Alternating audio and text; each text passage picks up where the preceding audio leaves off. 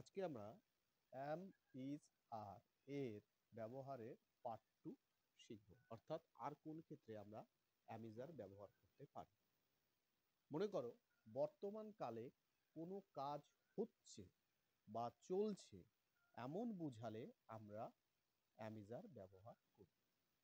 অর্থাৎ কি ক্রিয়াপদের সঙ্গে ছি, ছ, ছেন এরকম যদি যুক্ত থাকে তাহলে আমরা am, is, are ব্যবহার করে থাকি। অর্থাৎ বর্তমান কালে কোনো কাজ চলছে বা হচ্ছে এমন বোঝায় এটাকে বলা হয় প্রেজেন্ট কন্টিনিউয়াস টেন্স।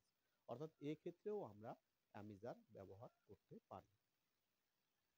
যদি আমরা কিছু বাংলা বাক্য দিয়েছি এটা যদি ট্রান্সলেট করি তাহলে আমরা am, is, are ব্যবহার করতে শিখব। দেখো আমি ভাত খাচ্ছি, অর্থাৎ বর্তমানে আমি খাচ্ছি। তাহলে আমি ইংরেজি হলো আই, আর ভাত খাচ্ছি খাওয়া ইংরেজি হলো ইট। ইট কিন্তু আমি বর্তমান কাজ করছি এরকম বোঝালে তাহলে আই অ্যাম ইটিং রাইস, আমি ভাত খাচ্ছি।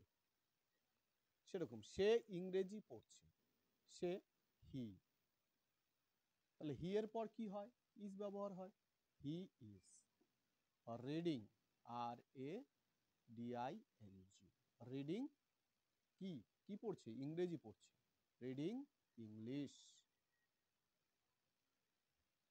ওকে, অর্থাৎ ভার্বের সঙ্গে আমরা আইএনজি যুক্ত করছি আর ইজ আমরা ব্যবহার করছি, তাহলেই আমাদের প্রেজেন্ট কন্টিনিউয়াস টেন্স হয়ে যাচ্ছে।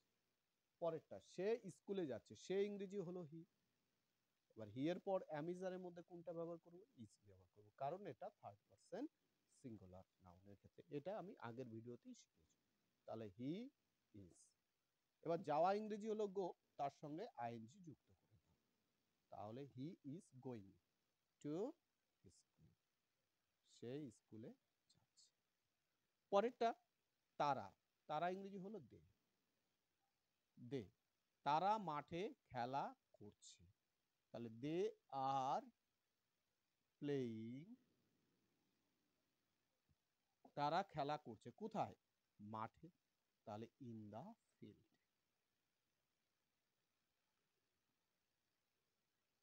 In the field. পরেরটা বালকেরা লিখছে, তাহলে বালকেরা এখানে অনেক বোঝাচ্ছে, মানে প্লুরাল ক্ষেত্রে ব্যবহৃত হচ্ছে, মানে বহু বচন। তাহলে বালকেরা, বালকেরা ইংরেজি হলো কি? বয়েজ।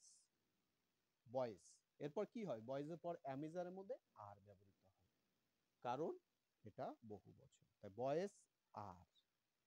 লিখা ইংরেজি হলো রাইট, তার সঙ্গে রাইটিং করে দাও, রাইটিং। তাহলে বয়েজ আর রাইটিং, বালকেরা লিখছে। কত সহজে আমরা বাংলা থেকে ইংরেজিতে ট্রান্সলেট করতে পারছি। নেক্সট, আর কিছু কিছু ক্ষেত্রে আমাদের am, is, are এর ব্যবহার করতে হয়, যেমন ভয়েস চেঞ্জ করার ক্ষেত্রে। যেমন ভয়েস চেঞ্জ করার ক্ষেত্রে দেখো I eat, I eat rice, এটাকে যদি ভয়েস চেঞ্জ করি, এটা হলো সাবজেক্ট, এটা হলো ভার্ব, এটা হলো অবজেক্ট। অবজেক্ট কি করে পাই? এই ভার্বকে যদি আমরা কি দিয়ে প্রশ্ন করি তাহলে আমরা অবজেক্ট পাই। যেমন আমি কি খাই? ভাত খাই, তাহলে অবজেক্ট। এটাকে যখন আমরা ভয়েস চেঞ্জ করব, অবজেক্টটাকে সাবজেক্টে আনতে হবে, অর্থাৎ এই রাইসটাকে আগে লিখতে হবে, রাইস লিখলাম। এরপর am, is, are এর মধ্যে একটা ভার্ব আনতে হবে, কারণ এটা ভার্বের 1 নম্বর ফর্ম। ইটটা হলো ভার্বের 1 নম্বর ফর্ম, ঠিক আছে? তো 1 নম্বর ফর্ম হলে এই am, is, are এর মধ্যে একটা আনতে হবে। এবার রাইস, এটা সিঙ্গুলার অলওয়েজ, তাই রাইসের পর ইজ ব্যবহার করব, রাইস ইজ। এবার ইটের ভার্বের 3 নম্বর ফর্মটা ব্যবহার করতে হবে, তাহলে কি হবে? ইটেন। ভয়েস চেঞ্জ করার কথা একটা কথা মনে রাখবে, ভয়েস চেঞ্জ করার সময় সব সময় ভার্বের 3 নম্বর ফর্মটা বসাতে হয়। তাহলে রাইস ইজ ইটেন বাই, আর আই থাকলে মি। এই যে এই ক্ষেত্রেও আমরা ইজ ব্যবহার করি, অর্থাৎ কোনো অ্যাক্টিভ থেকে প্যাসিভে করার সময় আমাদের ইজ আনতে হয়। দ্বিতীয় আরেকটা যদি উদাহরণ দেখি, ইউ রাইট এ লেটার, তুমি, এটা লেটার সাবজেক্ট, এটা ভার্ব, আর এটা হলো অবজেক্ট। অর্থাৎ ভার্বকে যদি প্রশ্ন করি তুমি কি লেখো, এ লেটার, একটি চিঠি লিখি, তাহলে এটা অবজেক্ট, তাহলে অবজেক্টটাকে সাবজেক্টে আনতে হবে। তাহলে কি করব, এ লেটার, এবার ভার্বে এটা রাইট 1 নম্বর, তাহলে এ লেটার একটি চিঠি, এটা সিঙ্গুলার নাম্বার, তাহলে এখানে আমরা ইজ ব্যবহার করব। এ লেটার ইজ, এবার রাইটের 3 নম্বর ফর্ম কি, written. A letter is written by you. এইভাবে আমরা অ্যামিজারের ব্যবহারগুলো করতে পারি। এটা ভয়েস সেন্সের ক্ষেত্রে ব্যবহার করলাম। এদিকে আমরা কোনো কাজ, বর্তমান কালে কোনো কাজ চলছে বা হচ্ছে এরকম বোঝানোর ক্ষেত্রে আমরা অ্যামিজার ব্যবহার করতে পারি।